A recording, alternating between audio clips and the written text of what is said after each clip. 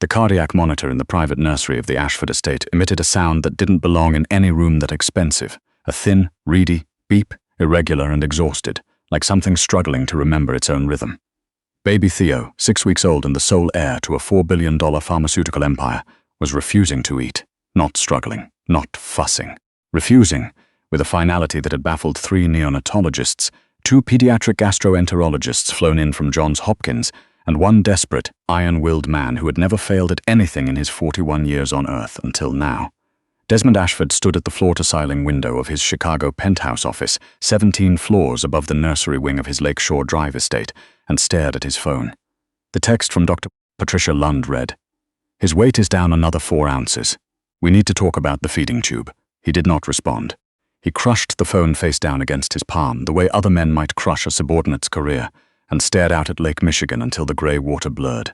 3 floors below him, in a white and gold nursery that had cost more to design than most people's homes, his son was starving, and no one could explain why. Maren Foley found out about the job the same way she found out about most things that month, standing in the break room of a temp agency on Michigan Avenue, overhearing something she wasn't supposed to. The Ashford estate. Private household staff, immediate start. No questions about previous employment, discreet agency only. The recruiter was on the phone, not even bothering to lower her voice. But they specifically said no one with young children. The energy in that house right now. Maren set down her coffee cup before she dropped it. She was 27 years old, 5'4", and had been wearing the same pair of scuffed black flats for 11 months because she couldn't justify the $40 for new ones. Her sister was in the hospital, spinal surgery, 3rd revision, the kind of bill that turned into a number you stopped reading past the comma. The temp work was keeping her 1 month ahead of catastrophe. 1 month. That margin had a way of shrinking. She waited until the recruiter hung up. "Excuse me," Maren said. "I heard you mention the Ashford position." The recruiter turned. She looked Maren over with the particular efficiency of someone who spent her days evaluating people quickly. "It's household cleaning staff. Rotating 12-hour shifts. I'll take it. Did you hear me say no young children? Background check. NDAs. No children." Maren kept her voice level. "Clean record. I'll sign whatever they need." The recruiter studied her for another moment. Then she pulled a folder from her desk. That was a Thursday. By Saturday morning, Maren was in the service entrance of the Ashford estate on Lakeshore Drive, signing her name to 3 separate non-disclosure agreements, while a senior housekeeper named Mrs. Gertrude. Blaine watched her with the expression of someone who had seen too many new hires not last the week. "The nursery wing is off-limits to cleaning staff," Mrs. Blaine said, walking her through the marble corridors. "The West Study is Mr. Ashford's private space. You don't enter without explicit request. You don't engage Mr. Ashford in conversation unless he initiates. You don't speak about this household to anyone outside it. Am I clear?" "Yes, ma'am." "The baby is ill. You'll hear the monitors. That is not your concern." Maren nodded and followed her to the East Wing supply closet, where she was handed a uniform, a key card, and a printed schedule. She changed, tied her hair back, and got to work. She had been scrubbing the baseboards of the East Corridor for 2 hours when she heard it. Not the monitors, but something underneath the monitors. A sound so small it almost wasn't there. A weak, breathy whimper, not a cry. Something that didn't have the energy left to become a full cry. She paused, set down her brush. The sound came from behind the door at the end of the hall, the one she'd been explicitly told to ignore. She stood there for a long moment, listening. The whimper came again, and then stopped, and the silence after it was somehow worse. Maren stood up. She walked to the door and pressed her palm flat against it. Cold. Expensive. She could hear the cardiac monitor through the wood, that thin, uncertain rhythm, and underneath it, the soft, exhausted sound of a baby too tired to cry properly, rooting against nothing. She pushed the door open. The nursery was immaculate and heartbreaking in equal measure. Soft gold lighting, a crib that probably cost more than a car, medical equipment arranged on rolling carts in a way that turned the room into a gentle, pastel-colored ICU. A night nurse, older woman, grey cardigan, supposed to be watching, sat in the armchair near the window with her head drooped to her chest, completely asleep. In the crib, a baby the size of someone's forearm lay tangled in monitor wires, his face scrunched with effort and failure, his mouth opening and closing in that desperate, searching motion. Rooting, looking for something warm, something real, something that wasn't plastic tubing or a latex nipple measured out in clinical increments. "Oh," Maren whispered. "Oh, sweet boy." She hadn't meant to say it out loud. She hadn't meant to take the 3 steps toward the crib or reach down or gather the warm, impossibly light weight of him into her arms. She hadn't meant to do any of it. but his fist closed around her index finger with a grip so fierce and desperate it undid something in her chest entirely. Maren had been 3 months pregnant when her boyfriend of 4 years told her, calmly and without particular cruelty, that he wasn't ready. He'd left. 2 weeks later, she'd lost the pregnancy anyway. A Friday, in the bathroom of the same temp agency where she now worked. She'd gone back to the desk on Monday and told no one. There had been no one to tell. Her body had not received the memo that the baby was gone. For 2 weeks afterward, it had continued preparing, aching, producing, in that horrible biological insistence on hope that nature sometimes mistakes for kindness. Maren sat down on the edge of the window seat, turning her back to the sleeping nurse. Her chest had been bound that morning under 2 layers of fabric, as it was every morning, a practical measure, a way of getting through the day without thinking about it. She sat in the dark with Theo Ashford in her arms and felt his weak, misdirected rooting against her collarbone and thought, for a fraction of a second, that she knew was insane, that she knew was irreversible. She thought, I have something he needs. The fraction of a second passed. She unbuttoned the top of her uniform. He latched on with the sudden, total relief of something that had been looking for exactly this and hadn't known what it was. Maren pressed her free hand over her mouth to muffle the sound she made. Theo drank. Not enthusiastically at first, not the strong, rhythmic suckling of a healthy infant, but steadily, suck, swallow, breathe. The cardiac monitors beeping smoothed out measure by measure the way a knotted rope unknots when you finally pull the right end. Color, actual color, not the grey-tinged pallor she'd seen when she walked in, began to move into his cheeks. Maren was crying. She didn't know when she'd started. She was rocking, just slightly, one arm curved around his back, her chin bent down toward the top of his dark fuzzed head. She could hear the lake outside. She could hear him swallowing. That's it, she breathed. I've got you.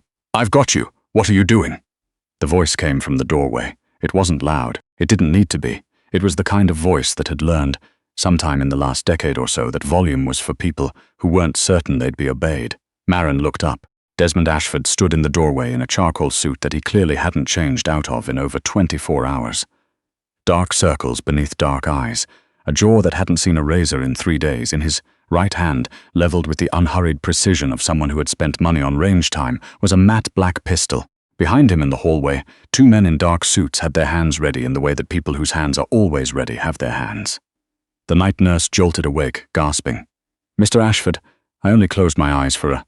Get out, he said without looking at her. She fled.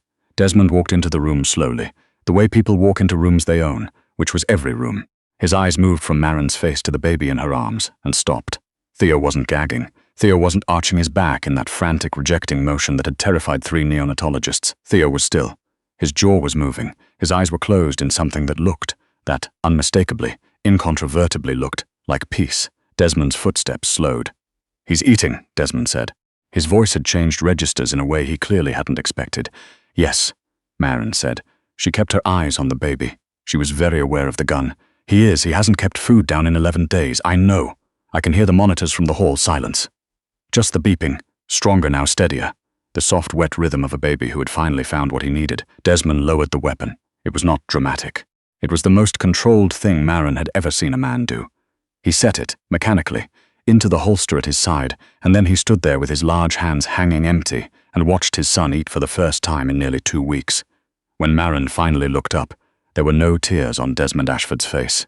Men like him, she suspected, had stopped crying so early in life that they'd simply reassigned that particular pressure somewhere behind the sternum, where it could harden into something useful. But his jaw was working, and his hands were shaking. "Who are you?" he said. "And what did you do?" By 1 in the morning, Maren's entire history was spread across Desmond Ash's desk in a series of documents that his head of security, a compact, humorless man named Kellen, had assembled with the quiet speed of someone who had done this many times before. Maren Foley, 27, clean record. No priors, not so much as a parking ticket. Hired 3 days ago through the Whitmore agency. Kellen set a folder on the desk without looking up. Older sister, Daphne Foley, 31, currently at Northwestern Memorial. 3rd revision surgery on a spinal fusion. Total outstanding balance is approximately $340,000 and climbing. No other family. A pause. She experienced a pregnancy loss approximately 7 weeks ago. 6 weeks before that, her long-term partner vacated the shared residence. She's been working doubles since February. Desmond sat very still. He looked at the security footage on his monitor, the nursery. From the ceiling camera he'd reviewed the moment the night nurse's alarm had come through. He watched Maren walk in. He watched her hesitate at the crib. He watched her pick up Theo, and he watched the exact moment she made the decision, and he watched his son who had been dying measurably, incrementally, in the care of the best pediatric team his money could buy, begin to eat. He watched the way she bent her head over the babies when she thought no one was looking, the way she pressed her mouth against the top of Theo's head and held it there. He had watched his wife, Imogen, do that exact thing in the 4 hours between delivery and death, in the hospital room where a drunk driver's decision had ended everything. He had the image memorized in the specific, torturous way you memorize things you can't unsee. Her sister's outstanding balance, Desmond said. Pay it. All of it. Tonight, Kellen didn't look up from his tablet. Understood. Then find whoever she owes on her apartment and buy out the lease. Have her things brought here. A pause. And the woman herself? She doesn't leave. He said it the way he said most things, not as a question, not as something requiring agreement, but as a correction of the current state of reality. The way it is and the way it was had simply been updated. Maren, when Kellen relayed the terms, sat in a silk robe that had been hurriedly brought to her by one of the household staff, in the armchair beside Theo's crib, and stared at the wall for a long time. Theo was asleep. He had eaten and then he had slept, with the absolute authority of a creature who has solved its primary problem and has no interest in the secondary ones. Desmond came in 15 minutes later without knocking. He pulled a chair from the corner and set it down across from her. He sat, and he did not speak for a moment, and Maren understood that this was not rudeness but simply how a person operates when they have spent 20 years in rooms where silence meant they were winning. He was losing 4 ounces every 2 days, Desmond said finally. Dr. Lund told me this morning that he would need a surgical feeding tube by the end of the week. Maren looked at the crib. He just needed something warm. That's not a medical explanation. No, she agreed. Another silence. Outside, the lake moved with that heavy, deep sound that Chicago lake nights make in April. You lost a child, Desmond said. It wasn't soft the way he said it. It was just direct. The way he seemed to be direct about everything. She found oddly that she preferred it to the tilted head condolences she'd received from the 2 people who'd known. Yes, Maren said. I'm sorry. So am I. He looked at her then, not the assessment look from the doorway, not the threat evaluation scan. Something else. Something that recognized something. My wife died the night Theo was born, he said. Head-on collision. 40 minutes after the baby shower her colleagues had thrown for her. The driver was 3 times the legal limit. He stopped. She was conscious long enough for the delivery. She was not conscious after. Maren didn't say anything. She didn't look away. He has her eyes, Desmond said. Then he stopped again and closed the subject the way people close things they cannot afford to examine in company. Your debts are cleared, he said instead. Your sister's medical costs are handled. The men your former roommate, your ex, owed money to won't come looking for you. A pause that indicated Kellen had done something about that already. You are not cleaning staff. You are Theo's primary caregiver, effective tonight. The suite adjoining the nursery is yours. The household chef has instructions for whatever supports your health. You will have a salary of... I don't need to hear the number, Maren said. She was looking at the crib. I'll do it because he needs me to. Desmond studied her. Most people want to hear the number. I'm sure he needs me more than I need the number. Something shifted in his expression that she couldn't fully read. Then he stood, straightened his jacket, and moved toward the door. The suite has a lock, he said, without turning around. From the inside. Thank you, Maren said. He left without answering. The weeks that followed existed in a kind of suspended, protected bubble. The nursery suite became Maren's entire world, warm, fed, and slowly filling with the small sounds of a baby discovering his own voice. Theo gained 4 ounces in the first 3 days, then half a pound in the week after. The cardiac monitor was removed on a Tuesday morning when Dr. Lund, checking his vitals with an expression of professional bafflement, declared him clinically stable. Whatever you're doing, Dr. Lund told Maren, packing up her equipment with the energy of someone still processing, keep doing it. Desmond visited every evening. Not long visits. He would come in at 8 or 9, pull a chair to a distance that wasn't quite close and wasn't quite far, and watch. Sometimes he asked questions about Theo's feeding schedule, about his sleep, about the small developmental things Maren was noticing. She answered them with the detail of someone who had nothing to hide. Once, late on a Friday, Theo was awake and alert in that hour of the night way babies sometimes get, wide-eyed and interested, grabbing at the mobile above him with focused, uncoordinated determination. Desmond had come in quietly, and instead of sitting in his chair had stood at the crib rail, and Maren had watched him watch his son, and felt something quiet and complicated move through her chest. He looked less like a man running a pharmaceutical empire at that moment, and more like someone who had forgotten briefly that he was in danger. But Maren was observant. It was survival training from years of reading the specific weather of difficult rooms. Her ex's moods, her mother's silences, the energy of a space before something went wrong. And something in the Ashford household had been wrong for longer than she'd been there. It started with the calls. The household ran on a system of discretion so practiced it was nearly invisible. But Maren could hear things through the nursery's air duct that she suspected no one had factored into the architecture. Voices from the study directly below, not words at first, just register.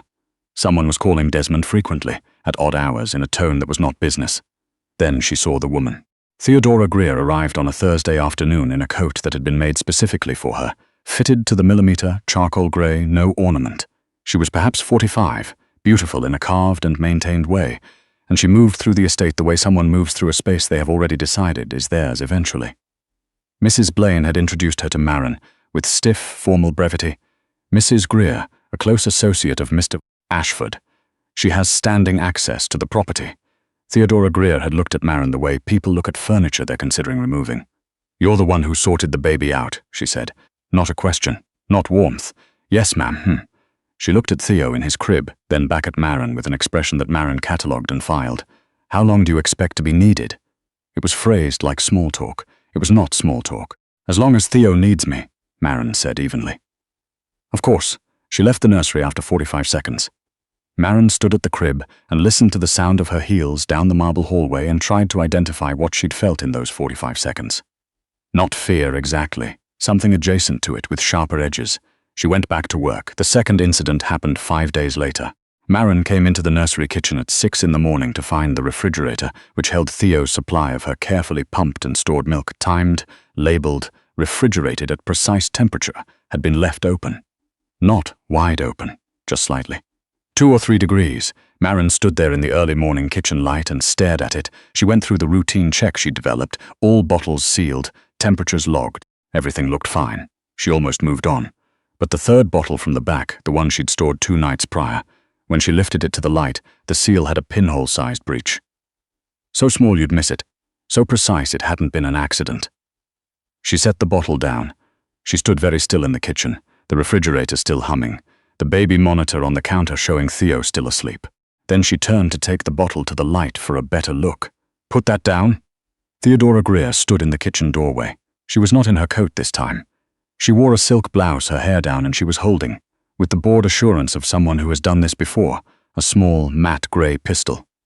"You are so much more observant than the last nurse," Theodora said in a tone of genuine, mild irritation. "That's been the problem with this whole thing, honestly.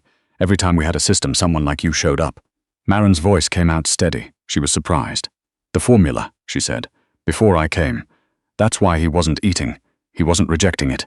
He was reacting to it." Theodora tilted her head. "A man who runs a pharmaceutical empire and a pediatric medical team that charges $2,000 an hour, and not one of them thought to run a panel for synthetic adrenal suppressants. It's remarkable, really," she sighed. "You, on the other hand," she looked at the bottle, "are going to be a problem. You've been doing this since Imogen died," Maren said. "Imogen," Theodora said, her mouth shaping the name with something that might have been contempt, "was the only thing standing between me and a seat at that table for 6 years. When she died, Desmond should have turned to me. He was supposed to. Instead, he spent a year grieving and another year building trust structures that locked me out." She looked at the bottle in Maren's hand. The child was the problem. If Theo doesn't survive infancy, the estate reverts through a trust mechanism that Desmond himself built and never thought to re-examine. A grief-blinded man is far more manageable than a grief-blinded man with an heir. Maren set the bottle down slowly on the counter behind her. She did not look away from Theodora. "Desmond will figure this out," Maren said. "Desmond is in Tokyo until tomorrow night." Theodora raised the gun slightly. "By the time he lands, there will be a very sad story about a grieving young temp employee who suffered a mental break. Postpartum psychology is so well documented. You came in, you bonded inappropriately, you couldn't handle the reality that you weren't the mother." Maren's hand found the counter behind her. Her fingers closed around the handle of the heavy-based glass baby bottle warmer she'd used an hour before.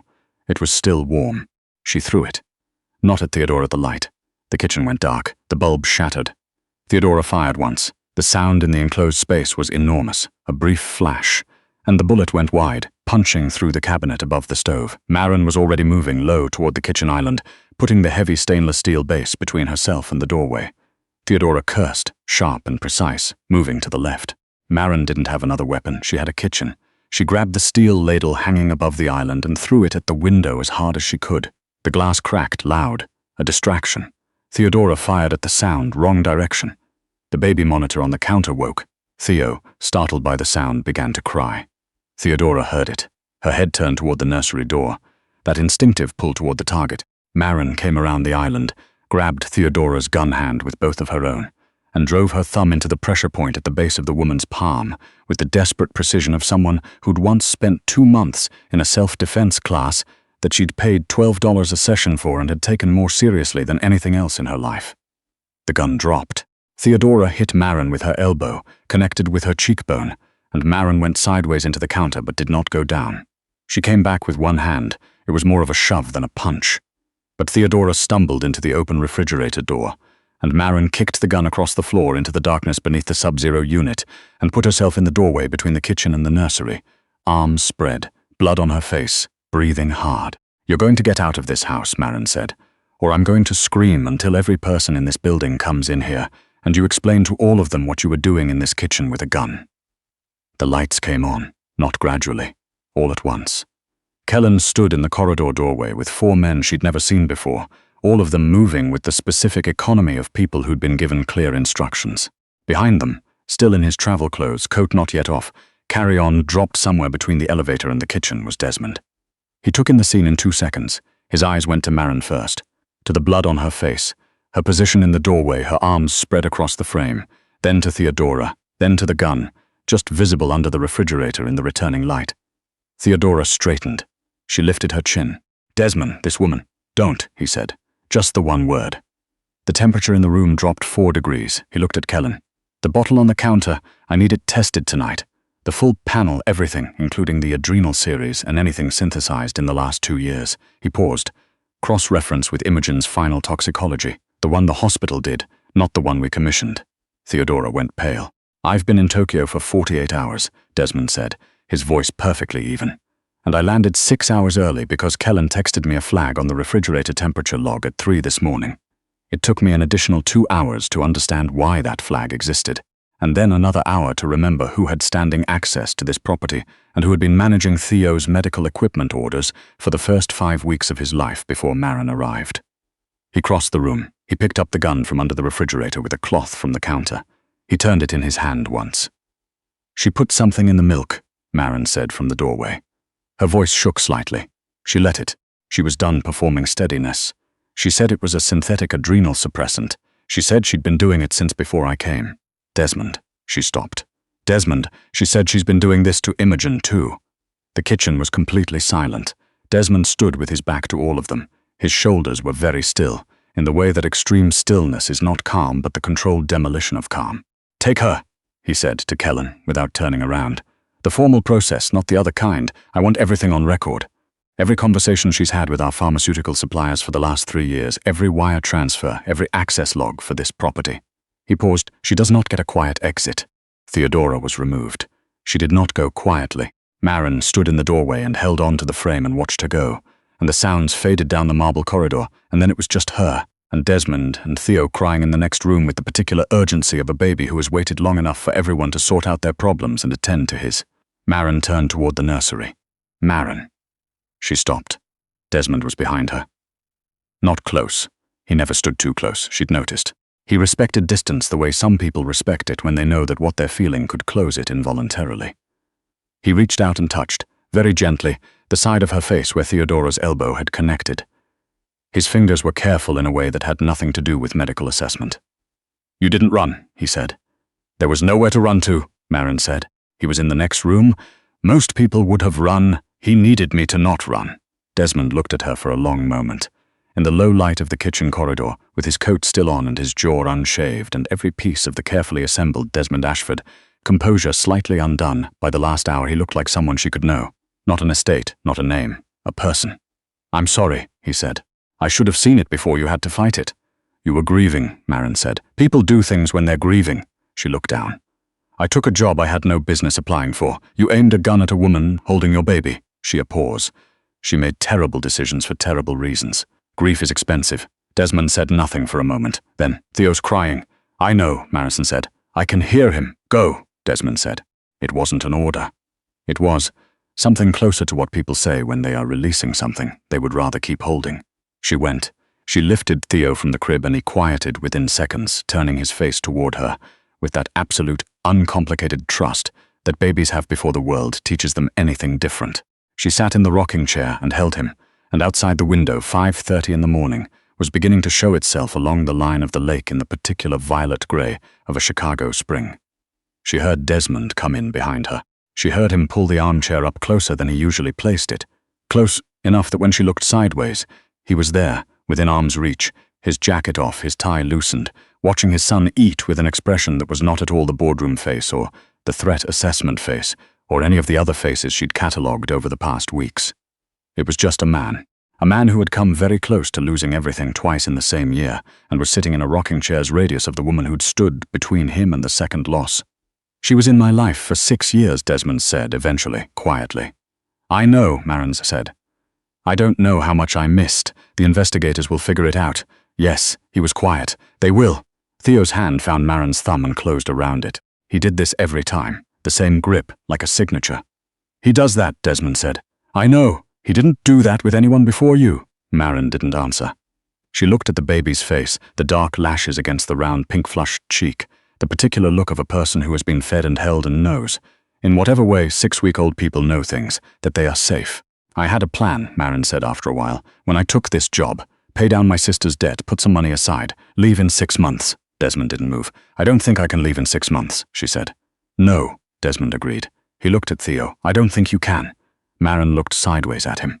There was something in Desmond Ashford's expression that she recognized, not because she'd seen it on his face before, but because she'd felt it on her own. The specific look of someone who came in through a service entrance and found, entirely without planning to, that the thing they needed most was already in the room. The lake outside was going gold at the edges. Theo slept, and for the first time in a very long time, neither of them was counting months.